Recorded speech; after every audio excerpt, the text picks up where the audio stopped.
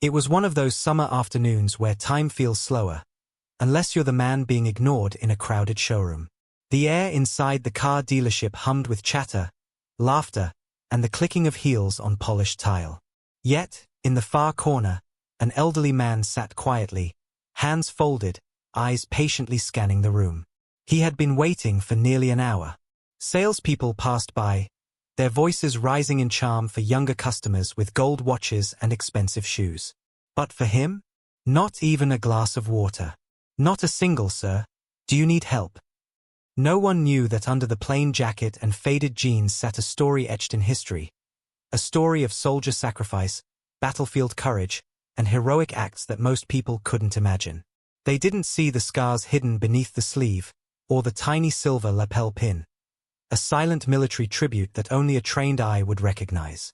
But when the dealership owner finally walked through the door, everything changed. Because the moment he learned who the quiet man was, the room's atmosphere shifted from indifference to awe, and the forgotten hero's past would leave everyone speechless. The dealership's showroom was spotless. Every car gleamed under the ceiling lights like a polished jewel. It was the kind of place where the smell of new leather and fresh coffee mixed with the faint scent of wax and tire rubber.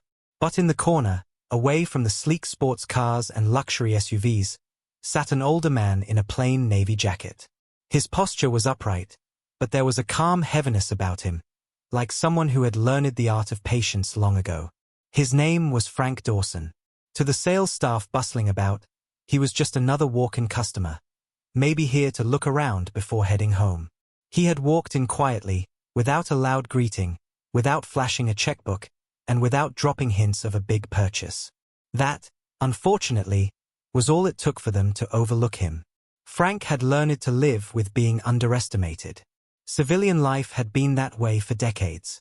But in another world, decades earlier, he'd been the man people turned to in the darkest hours. Back then, his word could save lives. His orders could change the course of a mission. And his courage, well, that was written in the medals he kept locked in an old wooden box at home. Yet today, he wasn't wearing a uniform. No combat boots. No ribbons on his chest. Just an old veteran trying to trade in his pickup for something easier to drive. The truck had served him well for years, but climbing in and out of it had become harder since his last surgery. From the moment he sat down, Frank noticed the glances. A salesman near the front desk gave him a quick look, then turned away to greet a younger couple in business attire. Another associate, arms full of brochures, walked right past him to offer coffee to a man in a designer jacket. Frank smiled faintly to himself. He'd seen this before, not just in dealerships, but in restaurants, banks, even hospital waiting rooms. The truth was, Frank wasn't angry. But deep inside, he did feel the sting. Not for himself, but for what it said about the world now. People were quick to size someone up in a heartbeat. Clothes, posture, tone of voice. They never thought about the unseen stories, the silent sacrifices. As the minutes ticked by, Frank's mind wandered back to a time when patience meant life or death. Afghanistan. A mountain outpost, snow biting at his face. His squad trapped under enemy fire for over an hour. Every second stretched into eternity, but they waited for the perfect moment to move. That discipline, that unshakable calm, had brought his men home alive. Now, that same patience was carrying him through this waiting game in a car showroom. 50 minutes, and counting. A young receptionist walked past, her eyes glancing briefly at the small silver pin on Frank's lapel, a simple insignia of his old unit. She didn't know what it meant. Most people didn't. But that little pin had been earned in blood and fire, under skies filled with smoke and chaos. Frank's hand rested on his cane, the one he only used when his hip acted up. The limp wasn't from age alone. It was the legacy of shrapnel from an IED blast years ago. That day, he had carried another man on his shoulders for over half a mile while bleeding himself. Nobody in the room knew it, but every step Frank took now was a quiet act of perseverance. The hum of voices around him grew louder as more customers came in. Frank glanced toward the glass doors, hoping someone might finally approach. He didn't mind waiting, but there was a reason he had chosen today. His truck's registration was due to expire, and the new vehicle was supposed to be part of a promise he had made to his daughter, to make driving safer for himself. From the sales desks, laughter echoed. The staff seemed busy enough, too busy, perhaps, to notice the man in the corner. Frank leaned back slightly, his eyes moving over the rows of cars, the bright price tags, the glossy brochures. To anyone watching, he was just a quiet old man killing time. But beneath that stillness was a story that could fill books. Stories of rescue missions in the dead of night, of standing between civilians and danger, of holding the line when others might have faltered. He remembered something his old commanding officer once told him.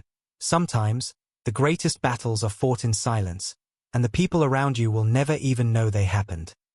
That memory made him smile again, faint but real. He wasn't here to prove anything. He didn't need validation from strangers. Still, it would have been nice if someone, anyone, had looked beyond the surface. The clock on the wall ticked past the 50-minute mark. Frank shifted in his seat, feeling the stiffness in his hip. That's when the showroom door opened, and a gust of warm air swept in along with a man in a dark suit. The dealership owner. He scanned the room, talking briefly to the receptionist, who gestured toward the corner where Frank sat today. The owner's eyes narrowed slightly as he walked over. Something about that silver lapel pin had caught his attention. And in that moment, the story was about to turn, not just for Frank, but for everyone in the room. The owner's footsteps were slow but deliberate as he crossed the showroom floor. He was a tall man in his late 50s, dressed in a tailored navy suit, his polished shoes tapping against the tile.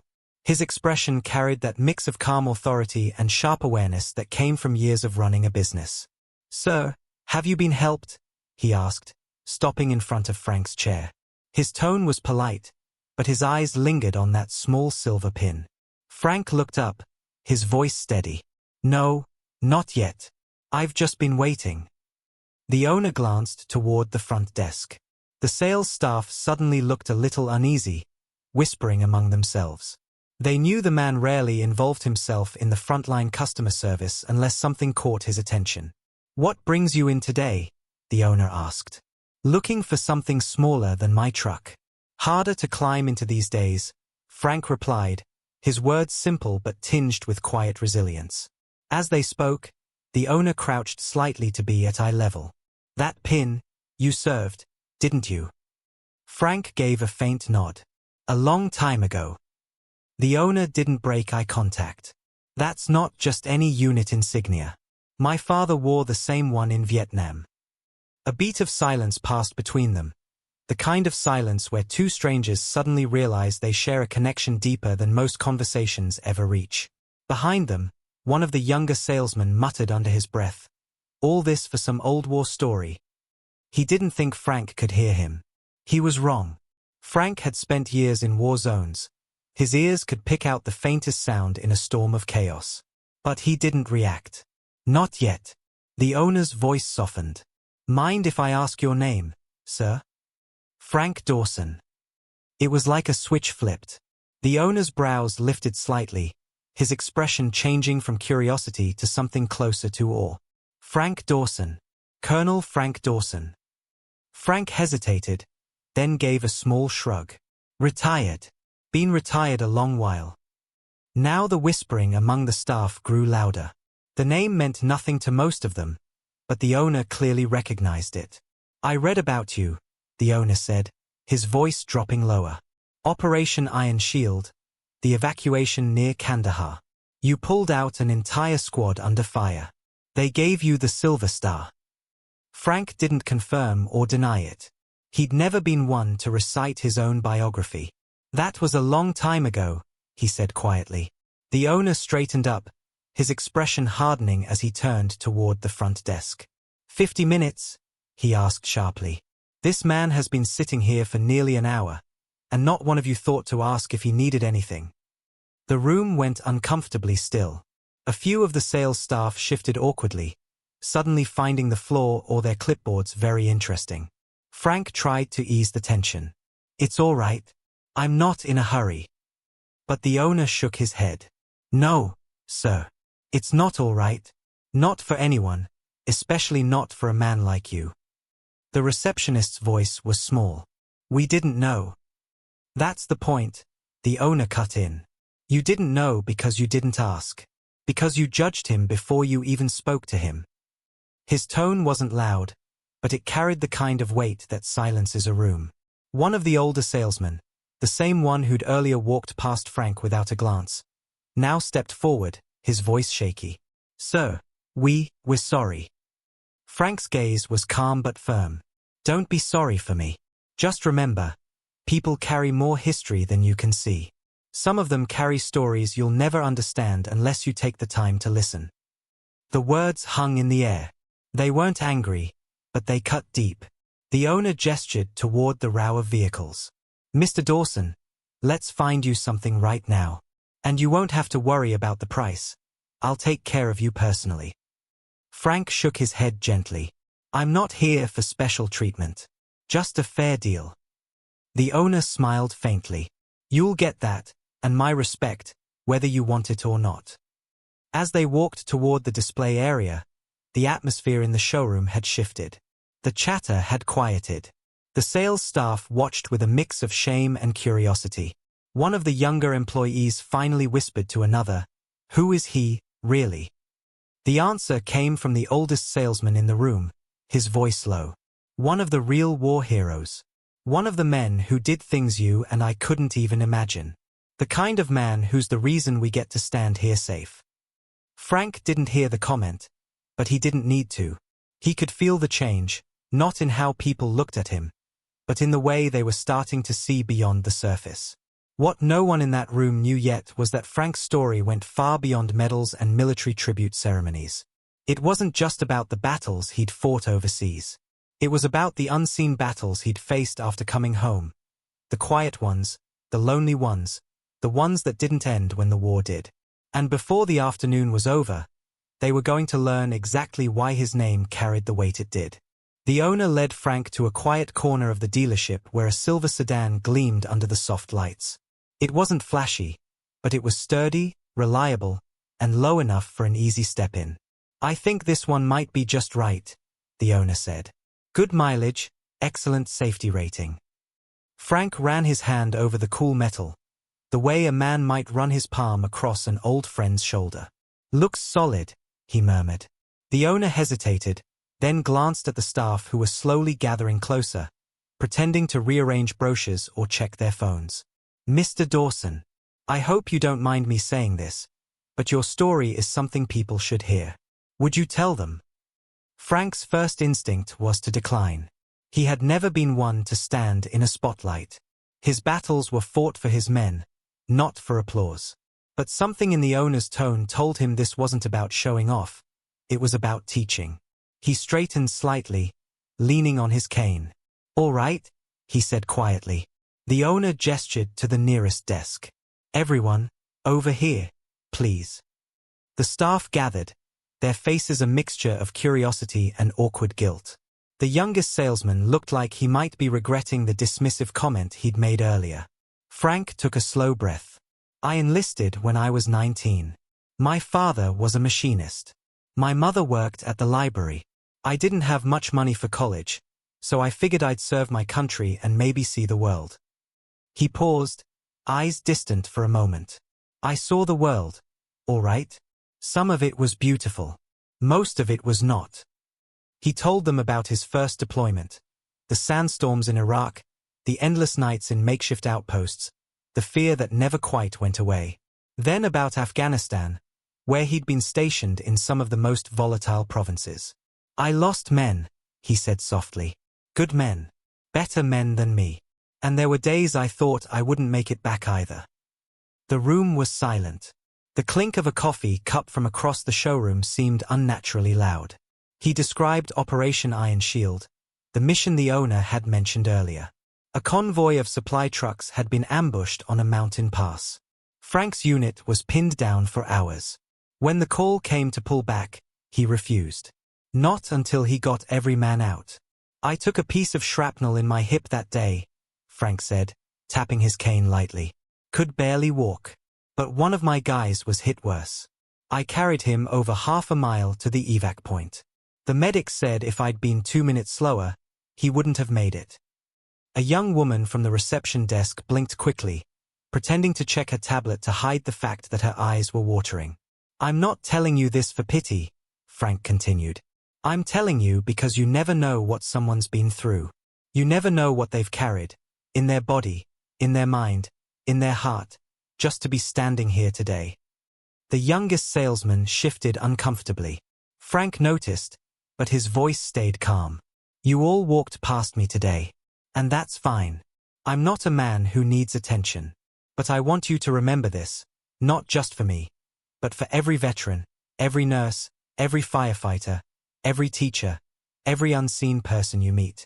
Don't judge a story before you've heard it." The owner nodded slowly. "That," he said, "is why this man deserves more than just good service. He deserves our respect." Frank gave a faint smile. "Respect's earned. I just hope I've done enough to earn it." "You have," the owner said firmly. "More than you know." Something shifted in the room then. It wasn't loud, it wasn't dramatic, but it was real. The sales staff, who had moments ago seen just an elderly man in an old jacket, were now looking at a living piece of history. One of the women from the finance office stepped forward, holding out her hand. "Thank you for everything you've done." Others followed, each shaking Frank's hand, their earlier indifference replaced by quiet sincerity. The youngest salesman lingered at the back, looking hesitant. Finally, he stepped forward. "Sir, I'm sorry for what I said earlier. I didn't know." Frank looked him in the eye. "Now you do. That's what matters." The moment was simple, but powerful. And though Frank had never sought recognition, he knew this conversation might change how these people saw the next quiet, unassuming stranger who walked through their door. But the day wasn't over yet, because the owner had one more surprise in store, something that would leave Frank, and everyone else, completely speechless. The owner turned to his staff. "Give us a moment," he said quietly, then motioned for Frank to follow him toward his office. Frank was reluctant. He wasn't one for private talks behind closed doors. But something about the owner's tone told him this wasn't about business alone. Inside, the office walls were lined with framed photographs, smiling customers, ribbon cuttings, and in one corner, a faded black and white picture of a young man in a combat uniform. Frank's eyes went to it immediately. "That's my father," the owner said, following his gaze. "He served in the same unit as you, just 20 years earlier. He didn't make it back." Frank's shoulders lowered slightly, his voice softer. "I'm sorry. My father used to tell me," the owner continued, "that if I ever met one of his brothers-in-arms, I was to treat him like family. Today, I get to keep that promise." Before Frank could respond, the owner opened a desk drawer and pulled out a small wooden box. "I keep this here for moments that matter. This," he opened the lid to reveal a gleaming dealership key fob, "is yours. The car's on the house." Frank froze. "No, I can't accept that." "You can," the owner replied, "and you will. It's not charity. It's gratitude, from my family, from this community, from every one of us who gets to live the lives we do because of men like you." Frank shook his head slowly, his voice catching. "I didn't do it for thanks." "I know," the owner said. "That's what makes it worth giving." The door opened, and to Frank's surprise, the entire staff was standing there, not with clipboards or sales pitches, but with something else entirely. One by one, they stepped forward, each holding a small card they had scribbled something on. The receptionist spoke first. "We wrote down what we learned from you today." Frank took the first card. It read, "See the person, not the surface." The next, "Respect is free. Give it freely." Another, "Every stranger has a story."